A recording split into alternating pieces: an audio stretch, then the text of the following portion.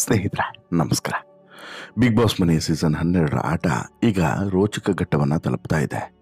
ದಿನದಿಂದ ದಿನಕ್ಕೆ ಆಟದ ಶೈಲಿ, ಆಟದ ರೀತಿ ಮತ್ತು ಆಟದಲ್ಲಿರುವಂಥ ಸ್ಪರ್ಧಿಗಳ ಆಟದ ಶೈಲಿ ಎಲ್ಲವೂ ಕೂಡ ಬದಲಾಗ್ತಿದೆ. ಬಿಗ್ ಬಾಸ್ ಮನೆಯ ಆಟಕ್ಕೆ ಬದಲಾವಣೆಯನ್ನು ತಂದಂಥವರು ಈ ವೈಲ್ಡ್ ಕಾರ್ಡ್ ಮೂಲಕ ಬಂದಂಥ ಸ್ಪರ್ಧಿಗಳು. ಕಳೆದ ಸೀಸನಲ್ಲೂ ಕೂಡ ಹಾಗೆ ಆಗಿತ್ತು. ಯಾವಾಗ ಹನುಮಂತು ವೈಲ್ಡ್ ಕಾರ್ಡ್ನ ಮೂಲಕ ಬಿಗ್ ಬಾಸ್ ಮನೆಯನ್ನು ಪ್ರವೇಶ ಮಾಡಿದ್ನೋ ಅದಾದ ಬಳಿಕ ಇಡೀ ಮನೆಯ ಆಟದ ರೀತಿ ನೀತಿ ಎಲ್ಲವೂ ಕೂಡ ಬದಲಾಗಿತ್ತು. ಆದರೆ ಈ ಬಾರಿ ವೈಲ್ಡ್ ಕಾರ್ಡ್ ಮೂಲಕ ಬಂದಂತಹ 3 ಘಟಾನುಘಟಿ ಸ್ಪರ್ಧಿಗಳಲ್ಲಿ ಇಬ್ಬರು ಮಾತ್ರ ಇಡೀ ಮನೆಯ ಆಟದ ರೀತಿಯನ್ನೇ ಎಲ್ಲ ಕಂಪ್ಲೀಟ್ ಅವರ ಆಟದ ಶೈಲಿಯನ್ನೇ ಬದಲಾಯಿಸಿಬಿಟ್ಟಿದ್ದಾರೆ. ಜೊತೆಗೆ ಇಡೀ ಮನೆಯನ್ನೇ ಒಂದು ರೀತಿಯಲ್ಲಿ ಶೇಕ್ ಮಾಡಿದ್ದಾರೆ ಅಂತಲೂ ಕೂಡ ಹೇಳ್ಬೋದು. ಸೂರಜ್ ಒಂದು ರೀತಿಯಲ್ಲಿ ಆಟಕ್ಕುಂಟು ಲೆಕ್ಕಕ್ಕಿಲ್ಲ ಅನ್ನೋ ರೀತಿ. ಆದರೆ ಇನ್ನಿಬ್ಬರು ರಘು ಮತ್ತು ಈ ರಿಷಾ ಗೌಡ ಮಾತ್ರ ಬಿಗ್ ಬಾಸ್ ಮನೆಯ ಆಟದ ದಿಕ್ಕನ್ನೇ ಬದಲಾಯಿಸಿದ್ದಾರೆ. ಸ್ಪರ್ಧಿಗಳಿಗೆ ಒಂದು ರೀತಿಯಲ್ಲಿ ಚುರುಕು ಮುಟ್ಟುವಂತೆ ಮಾಡಿದ್ದಾರೆ. ಇಷ್ಟು ದಿನಗಳ ಕಾಲ ಒಂದು ಚಂಡಿಕಂಬಳಿ ಅಂತೇಳಿ ಹೇಳ್ತಾರಲ್ಲ, ಆ ರೀತಿ ಇದ್ದಂತಹ ಸ್ಪರ್ಧಿಗಳು ಈಗ ಮೈ ಚಳಿಯನ್ನು ಬಿಟ್ಟು ಸ್ಪರ್ಧೆ ಮಾಡುವಂತಹ ಅಥವಾ ಆಟಕ್ಕೆ ಅಖಾಡಕ್ಕೆ ಇಳಿಯುವಂಥ ಪರಿಸ್ಥಿತಿ ನಿರ್ಮಾಣ ಆಗಿದೆ. ಮಲಗಿದ್ದಂಥ ಸ್ಪರ್ಧಿಗಳನ್ನು ಎಚ್ಚರಿಸುವಂಥ ಕಾರಣಕ್ಕೋಸ್ಕರ ವೈಲ್ಡ್ ಕಾರ್ಡ್ ಸ್ಪರ್ಧಿಗಳು ಬಂದರೂ ಕೂಡ ಈಗ ಈ ಮಲಗಿದ್ದಂಥ ಸ್ಪರ್ಧಿಗಳು ಒಂದು ರೀತಿಯಲ್ಲಿ ಮಲಗೇ ಇದ್ದಾರೆ ಅಂತಲೂ ಕೂಡ ಹೇಳ್ಬೋದು. ಅದೇ ಕಾರಣಕ್ಕೆ ರಘು ಈಗ ಕ್ಯಾಪ್ಟನ್ ಆಗಿ ಹೊರಹೊಮ್ಮಿದ್ದಾರೆ ಅಂತಲೂ ಕೂಡ ನಾವಿಲ್ಲಿ ಭಾವಿಸ್ಬೋದು. ಹೀಗಿರುವಂಥ ಸಂದರ್ಭದಲ್ಲಿ ಬಿಗ್ ಬಾಸ್ ಮನೆಯಿಂದ ಈ ವಾರ ಹೊರಗಡೆ ಹೋಗುವಂಥ ಸ್ಪರ್ಧಿ ಯಾರು ಅನ್ನುವಂಥ ಕುತೂಹಲ ಸಹಜವಾಗಿ ಎಲ್ಲರಲ್ಲೂ ಕೂಡ ಇದೆ. ಬಿಗ್ ಬಾಸ್ ಮನೆಯಿಂದ ಒಬ್ಬ ಸ್ಪರ್ಧಿ ಹೊರಗಡೆ ಹೋಗಬೇಕಾಗುತ್ತೆ ಪ್ರತಿ ವಾರವೂ ಕೂಡ. ಈಗ ಕಳೆದ ವಾರ 3 ಜನರನ್ನು ಹೊರಗಡೆ ಕಳಿಸಿ 3 ಜನರನ್ನು ಒಳಗಡೆ ಕಳಿಸಲಾಗಿದೆ. ಹೀಗಾಗಿ ಬಿಗ್ ಬಾಸ್ ಮನೆಯಲ್ಲಿ ಎಷ್ಟು ಜನ ಇದ್ದರೂ ಅಷ್ಟೇ ಜನ ಮುಂದುವರೆದಿದ್ದಾರೆ. ಸಂದರ್ಭದಲ್ಲಿ ಒಬ್ಬರು ಬಿಗ್ ಬಾಸ್ ಮನೆಯಿಂದ ಹೊರಗಡೆ ಹೋಗಬೇಕಾಗುತ್ತೆ. ಅದು ಯಾರು ಅನ್ನುವಂತಹ ಕುತೂಹಲ ಸಹಜವಾಗಿ ಇದೆ. ಇದ್ರೆ ಯಾರು ಈ ವಾರ ಬಿಗ್ ಬಾಸ್ ಮನೆಯಿಂದ ಹೊರಗಡೆ ಹೋಗಬಹುದು ನೋಡ್ತಾ ಹೋಗೋಣ. ಅದಕ್ಕಿಂತ ಮುಂಚೆ ನೀವಿನ್ನೂ ಕೂಡ ನಮ್ಮ ಚಾನಲನ್ನು ಸಬ್ಸ್ಕ್ರೈಬ್ ಮಾಡಿಲ್ಲ ಅಂದರೆ ದಯವಿಟ್ಟು ಕೂಡಲೇ ಸಬ್ಸ್ಕ್ರೈಬ್ ಮಾಡಿ ಸ್ನೇಹಿತರೆ. ಹೌದು, ಬಿಗ್ ಬಾಸ್ ಮನೆಯಲ್ಲಿರುವಂತಹ ಅಷ್ಟು ಜನ ಆಟಗಾರರು ಒಂದು ರೀತಿಯಲ್ಲಿ ತಮ್ಮ ಆಟದ ಶೈಲಿಯನ್ನು ಬದಲಾಯಿಸಿಕೊಳ್ಳುವಂಥ ಅವಶ್ಯಕತೆ ತುಂಬ ಇದೆ. ಕಾರಣ ಏನಂತ ಹೇಳಿದ್ರೆ, ಬಿಗ್ ಬಾಸ್ ಮನೆಯ ಆಟದ ಶೈಲಿಯಲ್ಲಿ ಇವರೆಲ್ಲರೂ ಕೂಡ ಮೈ ಮರೆತಿದ್ದಾರೆ. ಅದರಲ್ಲೂ ಕೂಡ ಈಗ ಬಂದಿರುವಂಥ ವೈಲ್ಡ್ ಕಾರ್ಡ್ನ ಸ್ಪರ್ಧಿಗಳನ್ನು ಹೊರತುಪಡಿಸಿ ಉಳಿದಂಥ ಎಲ್ಲ ಸ್ಪರ್ಧಿಗಳು ಕೂಡ ಒಂದು ರೀತಿಯಾದಂಥ ಕಂಫರ್ಟ್ ಝೋನಲ್ಲಿದ್ದಾರೆ. ಇವರಿಗೆ ಅವರು ಅನ್ನೋ ರೀತಿಯಲ್ಲಿ ತಮ್ಮ ಆಟವನ್ನು ಮರೆತು ಬಿಗ್ ಬಾಸ್ ಒಂದು ಗೇಮ್ ಅನ್ನೋದನ್ನೂ ಕೂಡ ಮರೆತು ತಮ್ಮಷ್ಟಕ್ಕೆ ತಾವು ತಮ್ಮದೇ ಆದಂಥ ಲೋಕದಲ್ಲಿದ್ದಾರೆ. ಈ ನಡುವೆ ಬಿಗ್ ಬಾಸ್ ಮನೆಯಿಂದ ಈ ವಾರ ಯಾರು ಹೊರಗಡೆ ಹೋಗ್ತಾರೆ ಅನ್ನುವಂಥ ಕುತೂಹಲ ಪ್ರತಿ ವಾರದಂತೆ ಈ ವಾರನೂ ಕೂಡ ಇದೆ. ನಿಮಗೆ ಗೊತ್ತಿರೋ ಹಾಗೆ ಈ ವಾರ ಕ್ಯಾಪ್ಟನ್ ಆಗಿರುವಂಥ ರಘು ಹೊರಗಡೆ ಹೋಗೋದಿಲ್ಲ. ಜೊತೆಗೆ ಕಾಕ್ರೋಚ್ ಸುದಿ ಕೂಡ ಹೊರಗಡೆ ಹೋಗೋದಿಲ್ಲ. ಇನ್ನು ವೈಲ್ಡ್ ಕಾರ್ಡ್ನ ಮೂಲಕ ಬಂದಿರುವಂಥ ರಿಷಾ ಮತ್ತು ಸೂರಜ್ ಇವರು ಕೂಡ ಬಿಗ್ ಬಾಸ್ ಮನೆಯಿಂದ ಹೊರಗಡೆ ಹೋಗೋದಕ್ಕೆ ಚಾನ್ಸೇ ಇಲ್ಲ. ಇನ್ನು ಹಾಗಾದರೆ ಯಾರು ಹೋಗ್ಬೋದು? ಅಶ್ವಿನಿ ಅಥವಾ ಜಾಹ್ನವಿ ಇವರಿಬ್ಬರಲ್ಲಿ ಯಾರನ್ನಾದರೂ ಒಬ್ಬರನ್ನು ಕಳಿಸ್ಬಹುದಾ ಅನ್ನುವಂಥ ಪ್ರಶ್ನೆಯೂ ಕೂಡ ಇದೆ. ಬಟ್ ಇವರಿಬ್ಬರೂ ಕೂಡ ಸದ್ಯಕ್ಕಂತೂ ಹೋಗುವಂಥ ಚಾನ್ಸಸ್ ಇಲ್ಲ. ಬಟ್ ಹೀಗೆ ಜಾಹ್ನವಿ ಬಕೆಟ್ ಹಿಡಿತಾ ಹೋದರೆ ಮುಂದಿನ ವಾರನೋ ಮುಂದಿನ ವಾರನೋ ಹೊರಗಡೆ ಬಂದರೂ ಕೂಡ ಅಚ್ಚರಿ ಏನಿಲ್ಲ ಅನ್ನೋದು ಕೂಡ ಸತ್ಯ. ಇದನ್ನು ಹೊರತುಪಡಿಸಿದರೆ ಬಿಗ್ ಬಾಸ್ ಮನೆಯಲ್ಲಿ ಸದ್ಯಕ್ಕೆ ಸ್ಪಂದನ ಸೋಮಣ್ಣ, ಮಾಳು, ಧನುಷ್ ಗೌಡ, ಅಶ್ವಿನಿ ಗೌಡ, ರಕ್ಷಿತಾ ಶೆಟ್ಟಿ, ಧ್ರುವಂತು, ಗಿಲ್ಲಿ ನಟ, ಕಾವ್ಯ ಶೈವ, ಜಾಹ್ನವಿ, ರಘು ಮಿಟಂಟು, ಸೂರಜು, ರಾಶಿಕಾ ಶೆಟ್ಟಿ, ರಿಷಾ ಗೌಡ, ಮಲ್ಲಮ್ಮ, ಕಾಕ್ರೋಚ್ ಸುದಿ ಇಷ್ಟು ಜನ ಇದ್ದಾರೆ. ಇಷ್ಟು ಜನರಲ್ಲಿ ಯಾರಾದರೂ ಒಬ್ಬರು ಹೊರಗಡೆ ಬರಲೇಬೇಕಲ್ವಾ ಅಂತೇಳಿ ಕೇಳಿದ್ರೆ ಈಗ ಸ್ಪಂದನ ಸೋಮಣ್ಣ, ಮಾಳು, ಧನುಷ್ ಗೌಡ, ಹಾಗೆಯೇ ರಕ್ಷಿತಾ ಶೆಟ್ಟಿ, ಧ್ರುವಂತು, ಗಿಲ್ಲಿ ನಟ, ಕಾವ್ಯ ಶೈವ ಇಷ್ಟು ಜನರಲ್ಲಿ ಯಾರಾದರೂ ಒಬ್ಬರು ಹೊರಗಡೆ ಬರಬಹುದು. ರಾಶಿಕಾ ಶೆಟ್ಟಿಯನ್ನು ಸೇರಿಸಿದಂತೆ ಇಷ್ಟು ಜನರಲ್ಲಿ ಯಾರಾದರೂ ಒಬ್ಬರು ಹೊರಗಡೆ ಬರಬಹುದು ಅನ್ನುವಂಥ ಮಾತುಗಳು ಕೇಳಿ ಬರ್ತಿದ್ದಾವೆ. ಇಲ್ಲಿ ತುಂಬ ವೀಕ್ ಇರುವಂಥದ್ದು ಈ ವಾರ ಸ್ಪಂದನ ಸೋಮಣ್ಣನೂ ಕೂಡ ವೀಕ್ ಇದ್ದಾರೆ, ಮಾಳುನೂ ಕೂಡ ವೀಕ್ ಇದ್ದಾರೆ. ಇಲ್ಲೊಂದು ಹಾಡುಗಳನ್ನು ಹಾಡ್ತಿದ್ದಾರೆ ಬಿಟ್ಟರೆ ವೀಕ್ ಇದ್ದಾರೆ. ಧನುಷ್ ಗೌಡ ಕೂಡ ವೀಕ್ ಇದ್ದಾರೆ.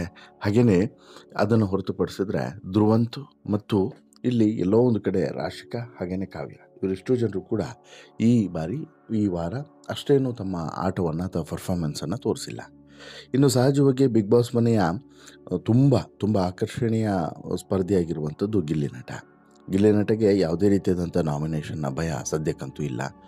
ಜೊತೆಗೆ ಗಿಲ್ಲಿ ನಟ ಮುಂದುವರಿತಾರೆ ತಮ್ಮ ಆಟವನ್ನು ಅನ್ನೋದು ಎಲ್ರಿಗೂ ಕೂಡ ಗೊತ್ತಿರುವಂಥ ಓಪನ್ ಸೀಕ್ರೆಟ್. ಹಾಗಾಗಿ ಗಿಲ್ಲಿ ನಟಗೇನು ಕೂಡ ಸಮಸ್ಯೆ ಇಲ್ಲ. ಅದನ್ನು ಹೊರತುಪಡಿಸಿದರೆ ಮಲ್ಲಮ್ಮನನ್ನು ಕೂಡ ಇರಿಸ್ಕೊಳ್ತಾರೆ. ರಕ್ಷಿತಾ ಶೆಟ್ಟಿಯು ಕೂಡ TRP ಮೆಟೀರಿಯಲ್. ಅದನ್ನು ಹೊರತುಪಡಿಸಿದರೆ ಗಿಲ್ಲಿ ನಟ ಇದ್ದರೆ ಕಾವ್ಯನೂ ಕೂಡ ಇದ್ದೇ ಇರ್ತಾರೆ ಸ್ವಲ್ಪ ಸಮಯಕ್ಕೆ. ಇನ್ನು ಅಶ್ವಿನಿ ಮತ್ತು ಜಾಹ್ನವಿ ಇವರಿಬ್ಬರನ್ನು ಕೂಡ ಉಳಿಸ್ಕೊಂಡು ಆಟವನ್ನು ಮುಂದುವರಿಸುವಂಥದ್ದು ಸ್ಪಷ್ಟವಾಗಿ ಕಾಣಿಸುತ್ತೆ. ಹಾಗಾಗಿ ಈಗ ಇರುವಂಥದ್ದು ಆತಂಕ ಸ್ಪಂದನ, ಮಾಳು, ಧನುಷು, ಹಾಗೆಯೇ ಧ್ರುವಂತು, ಹಾಗೆಯೇ ರಾಶಿಕಾ. ಇವರಿಷ್ಟು ಜನರಲ್ಲಿ ಯಾರಾದರೂ ಒಬ್ಬರು ಈ ವಾರ ಹೋಗಬಹುದು ಅನ್ನೋಂಥ ಆತಂಕ ಸಹಜವಾಗಿ ಎಲ್ಲರಲ್ಲೂ ಕೂಡ ಇತ್ತು ಸ್ಪರ್ಧಿಗಳಲ್ಲಿ. ಬಟ್ ವೀಕ್ಷಕರಿಗೆ ಒಂದು ವಿಚಾರ ಗೊತ್ತಿತ್ತು, ಬಹುತೇಕ ಜನರಿಗೆ ಈ ವಿಚಾರ ಗೊತ್ತಿದೆ, ಈ ವಾರ ಯಾವುದೇ ಎಲಿಮಿನೇಷನ್ ಇರೋದಿಲ್ಲ ಅಂತ. ಹೌದು, ಈ ವಾರ ಬಿಗ್ ಬಾಸ್ ಮೊನ್ನೆ ದೊಡ್ಡದೊಂದು ಟ್ವಿಸ್ಟನ್ನು ಕೊಟ್ಟಿದೆ. ಈ ವಾರ ಯಾರನ್ನೂ ಕೂಡ ಎಲಿಮಿನೇಟ್ ಮಾಡ್ತಿಲ್ಲ. ಆ ಕಾರಣಕ್ಕೋಸ್ಕರ ಯಾರನ್ನೂ ಕೂಡ ನಾಮಿನೇಷನ್ ಆಗಿದೆ ಅಂತ ಹೇಳಿಬಿಟ್ಟು ವೋಟಿಂಗ್ ಲೈನನ್ನು ಓಪನ್ ಮಾಡಿ ವೋಟಿಂಗ್ ಪ್ರಕ್ರಿಯೆಯನ್ನು ಮಾಡಿ ಎನ್ನುವಂತಹ ಯಾವುದೇ ಕರೆಯನ್ನು ಸೋಷಿಯಲ್ ಮೀಡಿಯಾದಲ್ಲಾಗಲಿ ಅಥವಾ ಅಂತಿಮ ಭಾಗದಲ್ಲಿ ಬಿಗ್ ಬಾಸ್ನ ಅಂತಿಮ ಭಾಗದಲ್ಲಿ ಏನು ತೋರಿಸ್ತಿದ್ರಲ್ವ, ಈ ವಾರ ಯಾರು ನಾಮಿನೇಟ್ ಆಗಿದ್ದಾರೆ, ನೀವು ವೋಟ್ ಮಾಡಿ, ಯಾರನ್ನಾದರೂ ಸೇವ್ ಮಾಡಿ ಅಂತೇಳಿ ಹೇಳ್ತಿದ್ರಲ್ವ, ಅದು ಕೂಡ ಪ್ರಸಾರ ಆಗ್ತಿಲ್ಲ. ಯಾವ ಕಾರಣಕ್ಕೆ ಅಂದರೆ ಇದೇ ಕಾರಣಕ್ಕೆ. ಹಾಗಾದರೆ ಯಾಕೆ ಈ ವಾರ ಎಲಿಮಿನೇಷನ್ ಇರೋದಿಲ್ಲ ಅನ್ನುವಂಥದ್ದು ಈಗ ನಿಮ್ಮ ಪ್ರಶ್ನೆ ಅಲ್ವಾ. ನೋಡಿ, ಎಲಿಮಿನೇಷನ್ ಇರದೇ ಇರೋದಕ್ಕೆ ಸಾಕಷ್ಟು ಕಾರಣಗಳಿದ್ದಾವೆ. ಒಂದು ಕಾರಣ, ಇದು ದೀಪಾವಳಿಯ ವಾರ, ದೀಪಾವಳಿ ಹಬ್ಬದ ವಾರ. ಹೀಗಾಗಿ ದೀಪಾವಳಿ ಹಬ್ಬದ ಗಿಫ್ಟಾಗಿ ಬಿಗ್ ಬಾಸ್ ಮನೆಯಲ್ಲಿರುವಂಥ ಸ್ಪರ್ಧಿಗಳಿಗೆ ಈ ವಾರ ಎಲಿಮಿನೇಷನನ್ನು ಮಾಡೋದಿಲ್ಲ ಅನ್ನುವಂಥ ತೀರ್ಮಾನಕ್ಕೆ ಬಂದಿದ್ದಾರೆ. ಎರಡನೇ ಕಾರಣ, ಬಿಗ್ ಬಾಸ್ ಮನೆಗೆ ಈಗಾಗಲೇ 3 ಜನ ವೈಲ್ಡ್ ಕಾರ್ಡ್ ಸ್ಪರ್ಧಿಗಳು ಎಂಟ್ರಿ ಆದಂತಹ ವಾರ ಇದು. ಈಗಾಗಲೇ ಒಂದು ಫಿನಾಲೆ ನಡೆದು ಆ ಫಿನಾಲೆಯ ಮೂಲಕ ಒಂದು ವಿಶೇಷವಾದಂತಹ ಟ್ವಿಸ್ಟನ್ನು ಕೊಟ್ಟು, ಅಂದರೆ ಇಮ್ಯಾಜಿನೇ ಮಾಡಿರಲಿಲ್ಲ ಯಾರಿಗೂ ಕೂಡ, ಈ ರೀತಿಯಾದಂಥ ಒಂದು ಮಾಹಿತಿನೇ ಇರಲಿಲ್ಲ. ಅಂದರೆ 3ನೇ ವಾರಕ್ಕೇ ಒಂದು ಫಸ್ಟ್ ಫಿನಾಲೆಯನ್ನು ಮಾಡ್ತಾರೆ, ಅದರಲ್ಲಿ ಒಬ್ಬರನ್ನ ವಿನ್ನರ್ ಅಂತೇಳಿ ಘೋಷಣೆ ಮಾಡ್ತಾರೆ ಅಂತೇಳ್ಬಿಟ್ಟು ಯಾರೂ ಕೂಡ ಅಂದಾಜು ಮಾಡಿರಲಿಲ್ಲ. ಜೊತೆಗೆ ಅವರಿಗೆ ಒಂದು ವಿಶೇಷವಾದಂಥ ಅಧಿಕಾರವನ್ನು ಕೊಡ್ತಾರೆ ಅನ್ನುವಂಥ ಅಂದಾಜು ಕೂಡ ಯಾರಿಗೂ ಇರಲಿಲ್ಲ. ಆ ನಿಟ್ಟಿನಲ್ಲಿ ಒಂದು ಟ್ವಿಸ್ಟನ್ನು ಕೊಟ್ಟು ಒಬ್ಬ ಸ್ಪರ್ಧಿಯನ್ನು ವಿನ್ನರ್ ಅಂತೇಳಿ ಘೋಷಣೆ ಮಾಡಿ, ಕಾಕರ ಸುದ್ದಿ ಅವ್ರನ್ನ ವಿನ್ನರ್ ಅಂತೇಳಿ ಘೋಷಣೆ ಮಾಡಿ ಅವರಿಗೆ ವಿಶೇಷ ಅಧಿಕಾರವನ್ನು ಕೊಡ್ತಾರೆ ಮೊದಲ ಫಿನಾಲ್ನಲ್ಲಿ.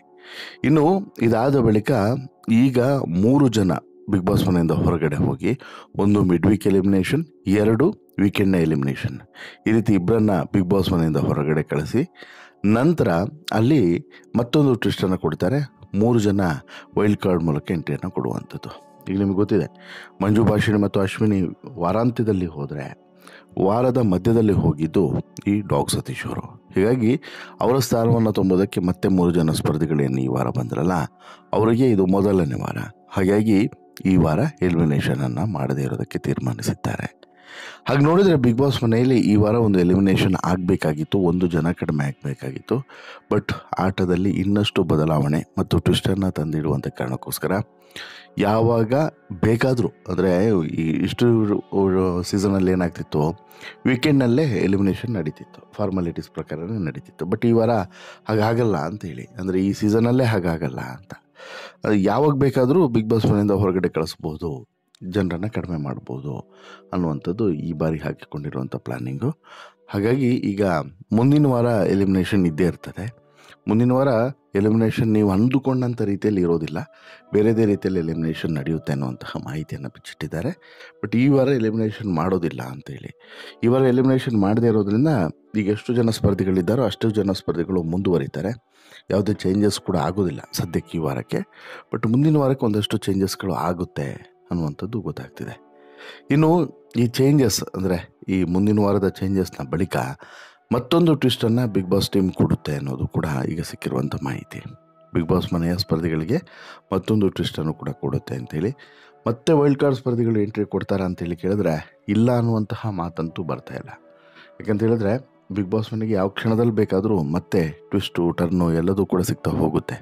ಆ ಕಾರಣಕ್ಕೋಸ್ಕರ ಮತ್ತೆ ವೈಲ್ಡ್ ಕಾರ್ಡ್ನ ಸ್ಪರ್ಧಿಗಳು ಬಂದರೂ ಕೂಡ ಅಚ್ಚರಿ ಇಲ್ಲ. ಬಟ್ ಒಂದಂತೂ ಖುಷಿಯ ವಿಚಾರ ಏನು, ಸಮಾಧಾನದ ವಿಚಾರ ಸ್ಪರ್ಧಿಗಳ ಪಾಲಿಗೆ, ಅವ್ರಿಗೆ ಗೊತ್ತಿಲ್ಲ ಇನ್ನೂ ಕೂಡ ಈ ವಾರ ಎಲಿಮಿನೇಷನ್ ಇಲ್ಲ ಅಂತೇಳಿ. ಬಟ್ ಈ ವಾರ ಎಲಿಮಿನೇಷನ್ ಇರೋದಿಲ್ಲ, ಮುಂದಿನ ವಾರ ಎಲಿಮಿನೇಷನ್ ತಪ್ಪಿಸೋದಕ್ಕೆ ಸಾಧ್ಯವೇ ಇಲ್ಲ ಅನ್ನೋದು ಮಾತ್ರ ಸತ್ಯ. ಒಟ್ಟಾರೆ ನಿಮಗೇನು ಅನಿಸುತ್ತೆ ಸ್ನೇಹಿತರೆ ಈ ಎಲ್ಲ ಬೆಳವಣಿಗೆಗಳ ಬಗ್ಗೆ ಮತ್ತು ಎಲಿಮಿನೇಷನ್ ಇರದೇ ಇರೋದ್ರ ಬಗ್ಗೆ? ಇದ್ದಿದ್ದರೆ ಯಾರು ಹೋಗಿದ್ರೆ ಬೆಟರ್ ಇತ್ತು ಅಂತೇಳಿ ನಿಮ್ಗೆ ಅನಿಸುತ್ತೆ? ದಯವಿಟ್ಟು ನಿಮ್ಮ ಅಭಿಪ್ರಾಯವನ್ನು ಕಮೆಂಟ್ ಮಾಡಿ ತಿಳಿಸಿ. ಜೊತೆಗೆ ಈ ಸ್ಟೋರಿ ಇಷ್ಟ ಆಯಿತು ಅಂತ ಹೇಳಿದ್ರೆ ಲೈಕ್ ಮಾಡಿ, ಶೇರ್ ಮಾಡಿ, ಚಾನಲ್ಗೆ ಸಬ್ಸ್ಕ್ರೈಬ್ ಆಗೋದನ್ನು ಮರಿಬೇಡಿ. ಧನ್ಯವಾದ.